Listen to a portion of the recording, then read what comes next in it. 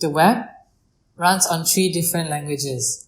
First language is called HTML, second CSS, and the third is JavaScript. Okay? HTML is the skeleton. If you want to bring it to the human, HTML is our skeleton, CSS is the way we dress, and JavaScript is the way we act, like the interactions. So in HTML, we have different tags. And then you normally create an element by creating an open tag and a close tag. So this is the heading 1 element. Okay. Oh, wait.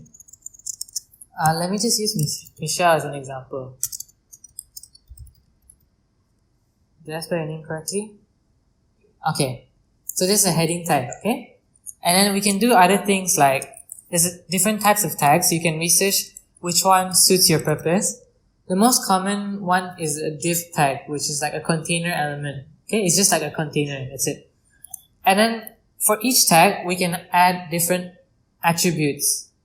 So one of the attributes is class. So this, since like, for example, the skeleton, right? Let's go back to the skeleton. So I say this is my rib cage. Okay, that's the rib cage. But then what HTML sees, HTML only sees the bones. The CSS calls it a rib cage, and then on top of that, it does its own thing. Like, I want to put a shirt on my rib cage. So the HTML element is the bone. So you add a class, you're naming it as the rib cage. So let's just call this a box, okay? Class box. So it takes that bone thing, which is the div, and you're calling it a box, which you can later add stuff onto it in your CSS. Okay, now we come to CSS. So in CSS, we normally have something called a selector, which tells us what we want to target. For example, just now, we have 2 elements, right? A h1 and a div. Okay? Can you see it on screen? Okay, h1 and a div. Now, I want to target the h1, like it says Michelle, I want to target that. So what I do, the syntax for that, type in the selector, open, close curly braces, and now you add in your styles. For example, what's an example of the style is, can you see this font is called a serif font because it has all those protruding things like the extensions, right? Let's just say I want to make it a sans serif font.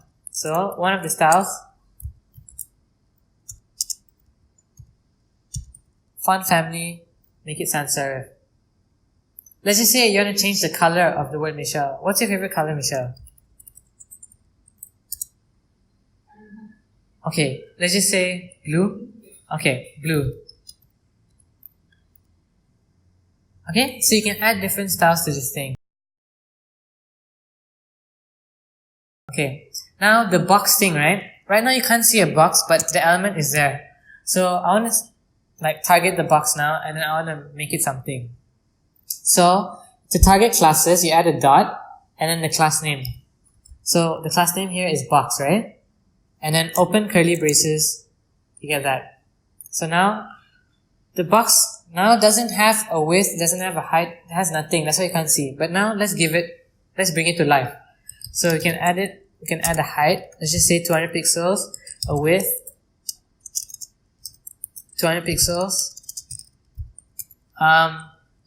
What's your favorite color? Green? Okay. So background, color, green. That's your box. Okay? And you know how I like rounded corners, right? So now I'm gonna make it rounded corners. Border radius. You can search these properties online. So border radius 10 pixels. Okay. That's our box. And another thing, you see, if, like for example, can you see the cursor here? It's the normal cursor, but what I want is, when we hover over the box, I want it to show the pointer. So people can know you can click it, right? You can change the cursor to a pointer. Cursor, pointer. So now, if you hover over the box, can you see my cursor changes? Yeah, and then you can do stuff like that. Now let's just say when people hover over the thing, I want to change the style. The way you do that, this is syntax for that, you can look it up. So box, hover, I want to make it bigger. So transform, scale, maybe make it, initial scale is 1. So let's just make it 1.1. Can you see it becomes bigger if you hover over it? But then we want it to be smooth, right? Want it to be smooth. So CSS allows us to transition between the initial and final states. So transition, this you will learn over time. So transition, transform, ease in, out, maybe 100 milliseconds the duration. Now can you see it's smooth? Or let's just I'll show you, let's make it 1 second. So you can see the difference. Can you see it now? Yeah? So CSS allows to define the style of this thing. Okay? So now let's add some interactivity. This is JavaScript. It shows that, like, what does this thing do? In terms of humans, how does this person act? Okay. First thing is, I want to try, like, if we click the box, let's move Michelle's name to the right. Okay, let's just try that. If we click the box, we move Michelle's name to the right. First thing we have to do is we can select, add a class to the Michelle's name, just so it allows us to select. So let me just select name, document.query selector, name. Then I'm going to get the box now. Then document.query selector box. Okay, so now when I click the box, you can see how you can listen to me and then look there. So you can see how when I'm talking it's translating there. When I click the box, this is what I wanted to do. Okay. Now we're just playing around, right? So I want to prevent all the default events that fire if you click something. What I'm going to do is I want to take Michelle's name, the name, and then I want to add a class, maybe going to the right. Okay.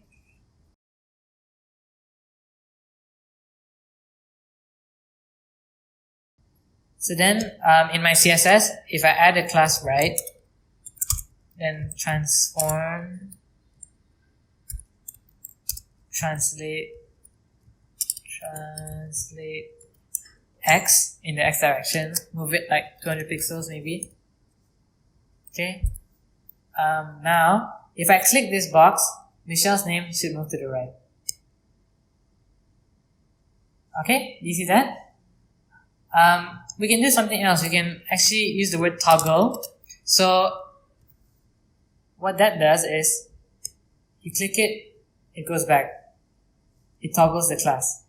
Now we want this to be smooth, right? So we can add a transition to that. We can add a transition like what we did just now. Transition, transform, ease in, out, 1 second. Okay, so now can you see how it's smooth now between the two different states?